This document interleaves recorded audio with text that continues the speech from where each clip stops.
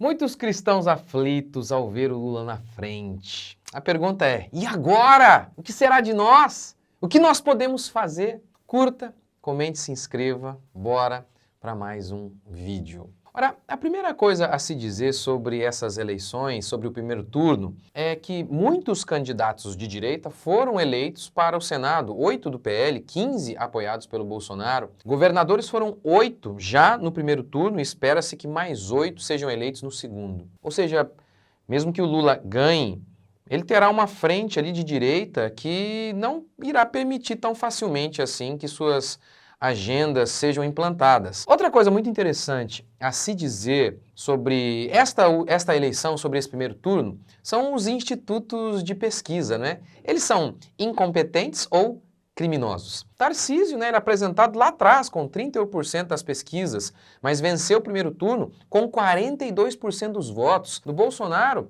e em relação ao Lula, o Lula com 50%, o Bolsonaro com 36% nas pesquisas, ou seja, 14 pontos percentuais. Mas na realidade o que se mostrou nas eleições é que a diferença era de apenas 5 pontos. Das duas, uma. Ou esses institutos são completamente incompetentes e por isso não são dignos de crédito, ou criminosos. Mais um motivo para não acreditarmos neles. Outra coisa que deixa a gente, pelo menos com uma dúvida, por exemplo, em Minas. O mineiro elegeu o Zema no primeiro turno com uma votação expressiva. Também elegeu o Nicolas Ferreira, que foi o deputado mais bem votado do Brasil, o Cleitinho. Gente assim com políticas, gente de direita e com políticas e ideias totalmente avessas ao PT. Quem vota nesses candidatos não vota em petista, nem que a vaca tussa. Mas o PT ganhou em Minas, ou melhor, o Lula ganhou em Minas. Então, assim, é uma pergunta, né? O Bolsonaro consegue eleger um monte de gente no Senado, na Câmara, um monte de governadores, só não consegue eleger a si mesmo. É claro que isso faz a gente, pelo menos, ter uma pulguinha ali atrás da orelha. Mas, enfim, o que nós podemos fazer diante desse cenário? Primeiro, tentar convencer aqueles que optaram pelo voto nulo. E não é chamando essas pessoas de traidoras que a gente vai conseguir fazer isso. Mesmo porque eu não acredito que elas são traidoras. Muitas delas são trabalhadoras, é gente do bem, que pensa sim em ética e justamente por isso chegou ao seu veredito de que, poxa, eu acho que o nulo é a coisa mais ética a se fazer. Obviamente, eu acredito que o voto nulo não é a coisa mais correta. E eu explico. Pense que fosse mais ou menos assim, ó. Há dois seres querendo entrar no galinheiro. Uma raposa e um vigia, com certeza cheio de falhas esse vigia. E você é o povo, você está segurando esse portão. Você então escolhe quem vai entrar. E ao se abster, você permite sim que um deles entre de qualquer forma. A não decisão é também uma decisão, é sair do muro e dizer, olha, eu não gosto de nenhum dos dois, por isso não vou ficar aqui com vocês segurando este muro. Ok, um vai entrar. A raposa diz claramente, sou a favor do aborto, vou permitir que os seus pintinhos sejam mortos. O vigia declara, eu sou contra isso, mas o vigia fala palavrão. E aí você diz assim, olha, eu não gosto de ambos. Então, o que acontece é que a raposa entra. O Felipe Neto escreveu no Twitter o seguinte, Lula não tem participação sobre proibição do aborto. Olha, veja essa matéria. STF decide que o aborto até o 3º mês não é crime. Gente, é bem verdade que um juiz, ele não deveria legislar. Mas é assim que funciona com a esquerda. Eles não têm respeito por nada, apenas pela manutenção do poder. Indo contra a Constituição, eles, o STF, eles legislaram.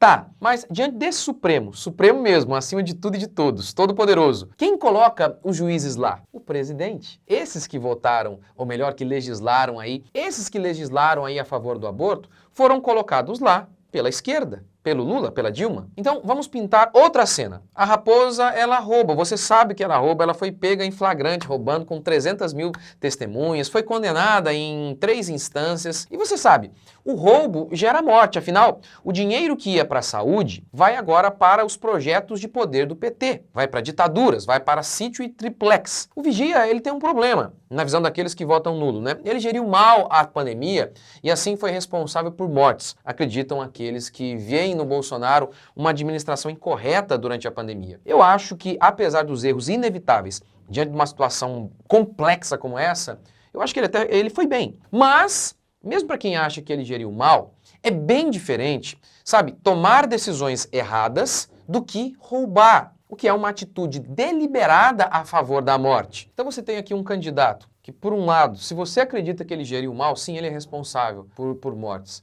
Mas você tem um outro que deliberadamente roubou e tendo consciência de que isso vai gerar morte, afinal de contas, esse dinheiro não vai mais para a saúde, não vai para remédios e por isso pessoas vão morrer como de fato morreram. Então quando você sai do muro e fala, não, eu vou voltar nulo, eu não vou segurar nenhum dos dois, se vocês aí que se estrumbiquem aí. Na realidade o que está acontecendo é que você acaba deixando que um entre. Não tem como. O seu não voto é de alguma maneira uma atitude, é sim, você se responsabiliza por alguma coisa. O Lula disse que vai colocar os pastores no seu lugar, ele fala em regular a imprensa. Pense nisso. Sem estar no poder, veja o cenário de perseguição que a gente já tem em relação a candidatos conservadores e a religiosos. Deputado preso, jornalista que teve que mudar de país, pastores como eu processados, sabe, por crime de opinião. Esse é o nosso cenário hoje, isso com o Bolsonaro aí na liderança. Então o Lula diz que vai colocar os pastores no devido lugar, que é necessário regular a imprensa, a internet. Na minha opinião, isso aí é a raposa. O Vigia cometeu o crime de ser infeliz em algumas falas. E aí você diz, olha, não posso compactuar com ambos e abandona o muro. Desse jeito, a raposa entra. Outro elemento a se considerar é a política socialista que tem o Estado como motor para mover a economia. E isso, a gente sabe, é uma bandeira do PT, é um fiasco. Em todo lugar que foi praticado, é um fiasco. Ainda que eles não roubassem R$1, a ideologia socialista é uma tragédia. E é uma tragédia que mata. Colocar um esquerdista no poder é sempre flertar com o que vemos na Venezuela, ver os nossos filhos comendo lixo. Sendo assim, diante dos valores opostos, diante da corrupção, diante da bandeira abertamente contra a família, o que a gente precisa decidir, se é ético, é sair do muro, votar nulo e deixar um líder da maior quadrilha deste país entrar. Então, na minha opinião, é isso que está em jogo. Então, o que a gente, na realidade, está preocupado aqui não é com um candidato A ou B, mas sim com duas ideias que são totalmente antagônicas. A gente não está votando, o Bolsonaro é cristão. Não tem nada a ver com isso. Não, de forma alguma a gente está votando porque ele é um ótimo cristão. Não tem a ver com isso. Tem a ver com duas ideias totalmente opostas que, na nossa opinião, essa ideia, a ideia da esquerda, é uma ideia totalmente anticristã, contra a liberdade, a favor da morte, afinal de contas. A política socialista, o seu estilo de se corromper, afinal de contas, eles não veem como corrupção, porque eles veem assim, olha, não existe certo ou errado para eles. Certo é tudo aquilo que facilita a manutenção da agenda deles. Errado, tudo aquilo que é contrário. Nesse sentido, mensalão, petrolão e todas as coisas que eles fazem, eles não veem como, sabe, corrupção, como desvio de dinheiro, mas eles veem como algo necessário para que se implante o ideal deles, que eles acreditam é um ideal puro. Mas tá bom. Pastor, e se o Lula ganhar? Aí é orar para que ele não consiga cumprir tudo que ele está prometendo. A Pietra Bertolazzi disse algo muito interessante. Ela disse mais ou menos assim, eu li que o Lula é como um ex-marido que espancou a mulher por 16 anos e agora está implorando para voltar. Mas eu vou além, disse ela. Ele não está pedindo para voltar, prometendo que vai mudar. Não, o que ele está dizendo é, eu bati em você, eu te espancava e você gostava. Aquilo era bom. Gente, Sifrá e Puá, duas parteiras receberam a ordem de matar os meninos hebreus que nascessem. Elas eram apenas duas mulheres, não tinham muitos recursos para lutar contra o poderoso Império Egípcio. Elas então viviam um dilema ético: mentir e salvar crianças ou falar a verdade e deixar as crianças morrerem. Esse foi o único caminho que restou a elas. Então diz o texto bíblico que elas não mataram as crianças. Elas faziam o parto, mas quando o governo egípcio chegava e via as crianças vivas, perguntavam, o que aconteceu? E elas respondiam com uma mentira. Olha, as mulheres hebreias, elas não são como as egípcias. A gente chega para fazer o parto, mas leva uma surpresa, pois as crianças já nasceram. E diz o texto bíblico que por isso Deus as abençoou e constituiu família a cada uma delas.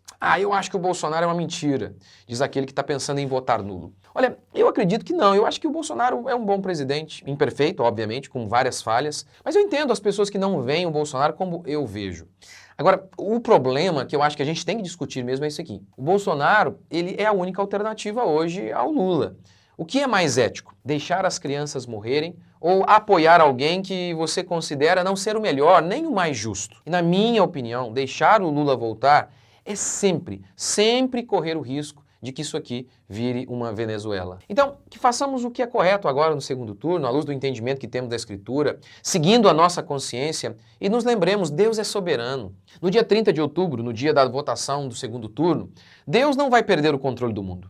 ainda que A ou B sejam eleitos. Assistam a minha pregação, e se o Lula ganhar? Ora, não importa o que aconteça, Deus continuará sentado no trono. Sim, cabe a nós fazer tudo aquilo que a gente acredita ser o mais correto, darmos o nosso sangue, mas Deus vai continuar no trono, governando de maneira absoluta, não importa o que aconteça. Nenhum fio de sua cabeça cai sem que Deus queira, nenhum pardal morre sem o consentimento do Senhor. Essas passagens bíblicas que anunciam Deus controlando a vida humana nos mínimos detalhes continuarão sendo verdadeiras dia 30 de outubro. Tudo coopera para o bem daqueles que amam a Deus. Essa promessa bíblica de que até o mal é usado para a glória de Deus e para o bem do seu povo continuará valendo, e talvez valendo mais do que nunca, no dia 30 de outubro. Então nós, cristãos, não descendemos de homens frouxos, apavorados. Descendemos de homens como o salmista.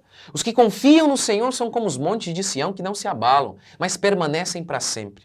Em outro salmo, o salmista descreve muito bem o crente. Não se atemoriza de más notícias. O seu coração é firme e confiante no Senhor. Nós somos um povo acostumado a vencer inimigos infinitamente maiores do que nós. Os nossos heróis que vieram antes de nós, eles não sucumbiram diante nem mesmo do Império Romano. Não será o PT que vai acabar conosco. O que você e eu precisamos nos lembrar é que Deus é soberano sobre todas as coisas, que Deus, Ele guarda o seu povo e Ele usa qualquer coisa para a sua glória. Portanto, eu e você, cristãos, nós não devemos andar ansiosos de coisa alguma, nem referentes ao que nós vamos comer e nem diante das eleições. Deus abençoe vocês. Até o próximo vídeo.